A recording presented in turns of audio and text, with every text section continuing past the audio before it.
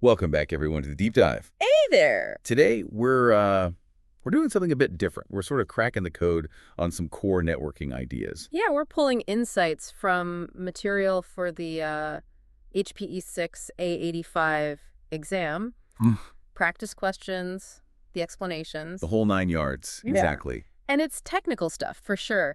But the goal isn't really about the exam itself. No, not at all. It's more like getting a shortcut, understanding the actual building blocks of networks that, well, we all use every day. Yeah, think of it like peeling back the layers. We're using these questions as, like, prompts. Prompts to see why certain technologies matter. Right, and connect them to the bigger picture. We want to basically hand you the key takeaways from this source material. And it helps to know where this stuff comes from. It is designed for a specific technical exam, the HPE6-A85. It's proctored, official. Okay, good context. Yep. So the source mentions the basics. Yeah. It's a 1 hour, 30-minute exam. Yep. 60 questions. Yeah. And you need 67% to pass. And it's offered in English, Japanese, and Latin American Spanish. So knowing that, it kind of tells you something. What's that? Well, the concepts we're going to dig into, they're not just obscure facts, they're considered core knowledge in this area. Important enough to be formally tested. Exactly. It gives us a good frame for what people in the field think is really important. Makes sense. So let's dive in using those questions. How about we start with something pretty fundamental? Okay. Like, how does your laptop or phone or whatever, how does it just automatically get an IP address when you connect it to a network? You don't usually type one in, do you? No, definitely not. And the source confirms the magic there is DHCP. DHCP, Dynamic Host Configuration Protocol. That's the one. Okay, so what does the source material actually say it does? How does it work? Well, it's the thing that automatically hands out the IP addresses, Right. but also the subnet mask, the default gateway, DNS server info, basically all that initial configuration stuff. So it saves you from having to manually configure every single device. Absolutely. Which would be, let's face it, a nightmare. Tedious and super error prone. You know, when you put it like that, it seems so simple on the surface, DHCP. Yeah. But the impact is just huge. Imagine manually setting up your work laptop, your phone, maybe your smart TV, the thermostat. Every single time they connect or reconnect. It wouldn't scale. So DHCP isn't just convenient. It's kind of the unsung hero enabling modern networks. Totally. From your home Wi-Fi to massive company networks, without it, things would grind to a halt pretty fast. Yeah, it's easy to take for granted. Okay, fundamental piece covered. Let's switch tracks. How about securing those connections, specifically wireless? Okay. Wi-Fi security. The source brings up a common problem. Yeah. Needing better protection against password guessing attacks. Yeah. Brute force or dictionary attacks. Nasty stuff. So what does the source point to as the solution here? It highlights WPA3-SAE. WPA3-SAE. Okay, I know that's part of the newer WPA3 standard. Uses SAE, simultaneous authentication of equals. Right. A password-authenticated key exchange. But what's the real win?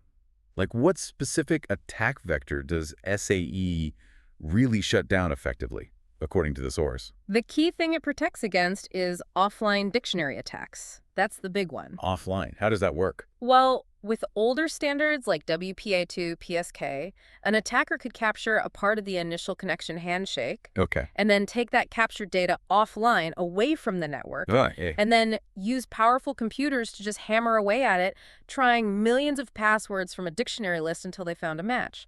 They didn't need to interact with the live network repeatedly. Right, which makes it much harder to detect. Exactly. WPA3-SAE is designed so that even if you capture the handshake, that data isn't useful for cracking the password offline. So it forces any guessing attempt back onto the live network, making it slower and easier to spot. Pretty much. It makes those offline attacks basically impossible. Okay, so that's a really significant improvement. It's not just better encryption, it's specifically tackling a major weakness in WPA2. Absolutely. If you're setting up Wi-Fi now, understanding that specific protection WPA3-SAE offers, well, it's pretty important for actual security. Yeah, definitely relevant. Okay, good. Let's jump again. Dynamic routing with OSPF. Okay, open shortest path first, common stuff. Right, so the source poses this scenario. What if two OSPF routers trying to become neighbors have different settings for their hello and dead timers? Seems like a small config detail. It might seem small, yeah. But the source says the consequence is pretty major. What happens? They just won't become neighbors. They fail to establish adjacency, is the technical term. Fail to establish adjacency just because the timers don't match. Why are those specific timers so critical? Well, the hello packets are like, little, I'm here. Messages routers send out constantly. They discover each other. Yeah, discover and also just maintain the relationship. Like saying, yep, still here. Okay. And the dead timer. That's how long a router waits. If it doesn't hear a hello from its neighbor within the dead interval, it assumes the neighbor is down. Right.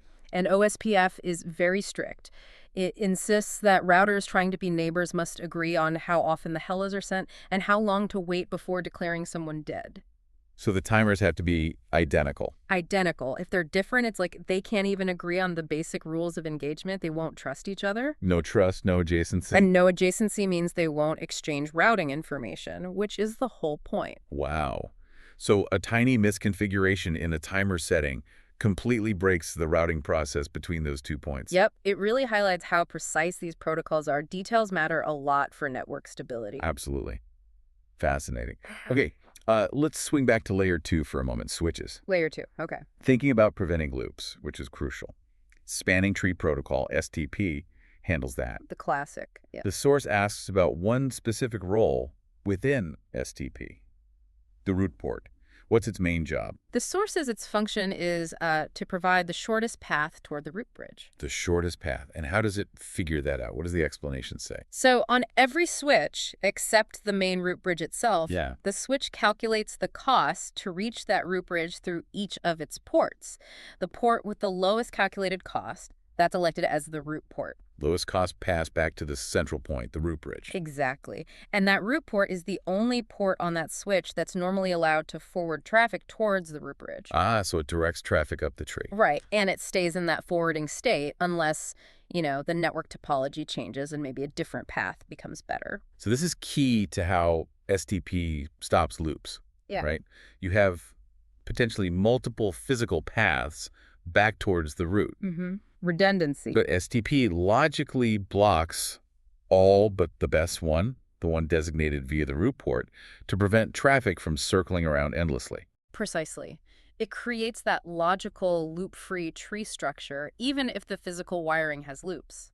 The root port is that chosen on-ramp back towards the root for each switch. Essential for stability while still allowing for redundant backup paths if the main one fails. It's a really fundamental concept for reliable Layer 2 networks. Okay, one last concept from this material. This one touches on IoT, which is obviously huge now. Yeah, the Internet of Things. The challenge is securely getting all those headless devices online.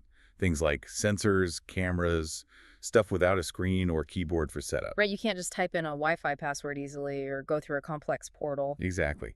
The source mentions the specific vendor here, Aruba, and how they handle this using unique credentials for each device. What's the feature called? The source points to multiple pre-shared key, MPSK. MPSK. Okay. How does that work? And why is it good for those tricky IoT devices? So instead of having one single pre-shared key, like one Wi-Fi password that all your sensors use. Which sounds like a security risk waiting to happen. Definitely. MPSK lets you generate a unique pre-shared key for each individual IoT device. Oh, interesting. One key per device. Yeah. And the source adds you can even link that specific key to the device's hardware address, MC address, Okay. or maybe assign keys based on like a device profile. This key is for temperature sensors. This key is for cameras. That makes a lot of sense. The big problem with one shared password for, say, hundreds of devices is if that one password leaks or one device gets compromised. Then your whole fleet of IoT devices is suddenly vulnerable. Right. But with MPSK, each device has its own secret. Compromising one doesn't automatically expose all the others. Exactly. It massively reduces the attack surface. Yeah. And it solves that practical onboarding problem for devices that can't handle more complex stuff like certificates, 802.1x. So it's a scalable way to manage potentially thousands of simple devices securely using unique secrets. That's the idea. Addresses both the operational challenge and the security need. Maybe a final thought for everyone listening. As you think about these individual pieces, DHCP, WPA3, OSPF, STP, MPSK, remember they don't work in isolation. No, they're all interacting constantly. Right. They influence each other, they evolve, all to keep this incredibly connected world we live in both reliable and hopefully secure. It's a complex dance. It is. So maybe mull this over. Yeah. What does that constant interplay and evolution actually mean for how we need to think about designing, managing, and defending networks going forward? Good question to ponder.